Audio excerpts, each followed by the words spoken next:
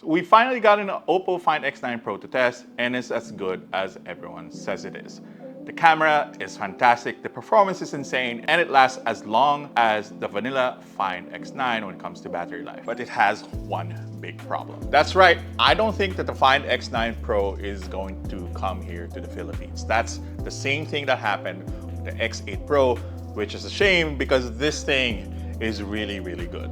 Now on to pricing. The Find X9 Pro is priced at 1,299 euros, which translates roughly to 87,600 pesos here in the Philippines. Normally, I'd say don't trust direct conversions from European pricing for phones released overseas.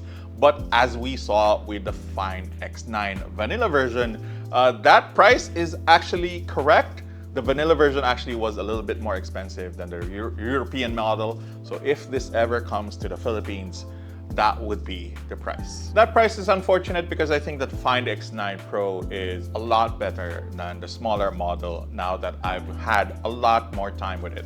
I tend to grab for it more whenever I actually tend to get a phone for photography.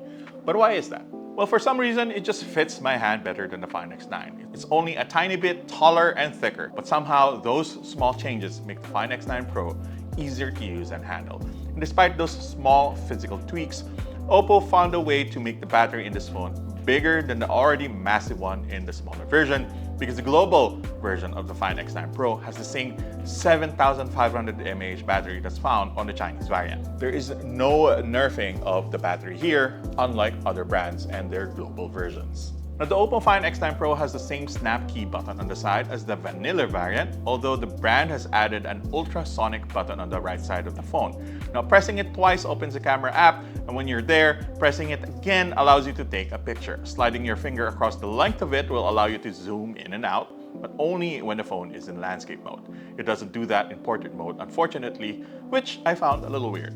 Just like the X9, the X9 Pro is IP68-69 rated for water and dust ingress. Aside from those changes, the Find X9 Pro looks identical to its smaller brother. Now, the flat sides and back are a little uninspired, but at least the execution of the design is done well. One of the things that I've come to love about this phone is the display. It's an LTPO panel. It has a size of 6.78 inches, which is just right for one-handed use, and tiny bezels that you almost can't see. Because it's an LTPO panel, the refresh rate can go down to just 1 Hz from 120 Hz to conserve power. And if you're in the dark, the phone's brightness can go down to 1 nit, so your eyes aren't flashbanged when you unlock your phone in bed. On the opposite side, it can go up to 3,600 nits in brightness when you need it to or when you're out and about in direct sunlight. OPPO's camera game for its premium flagship has leveled up significantly.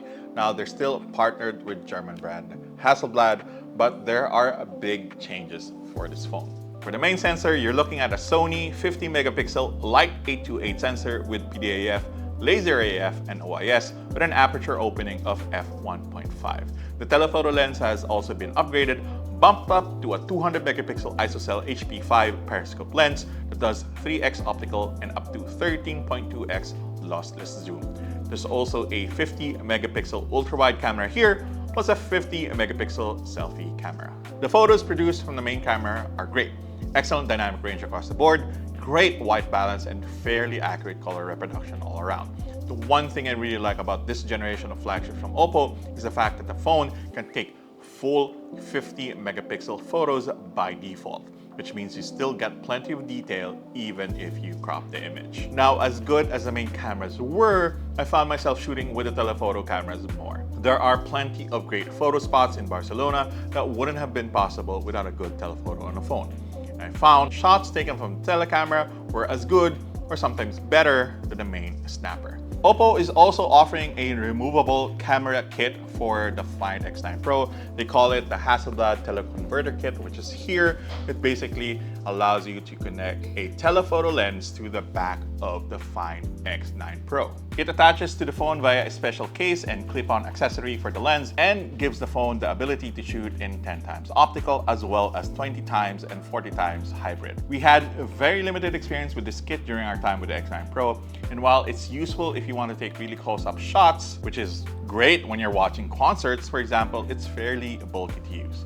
It's a great toy, but not something I'd say is a must-buy for this phone. Powering the phone is the same MediaTek Dimensity 9500 that's on the Find X9, paired with 16 gig of LPDDR5X and 512 gigabytes of UFS 4.1 SSD storage. The phone is quick, fast, and responsive, and there's really nothing you can throw at it to really slow it down. Gaming is a pleasure, although sustained gaming will warm up the phone. Not enough to make it unusable, but enough to tell you that you've been playing too long. There's a lot to take in with ColorOS 16 built on Android 16, which is the UI for the phone. ColorOS 16 groups apps in the app drawer and adds animated lock screen clock faces to the mix. What OPPO is really proud of here is Mindspace, a fancy AI-powered note-taking platform that analyzes and sorts what's on the screen for you later.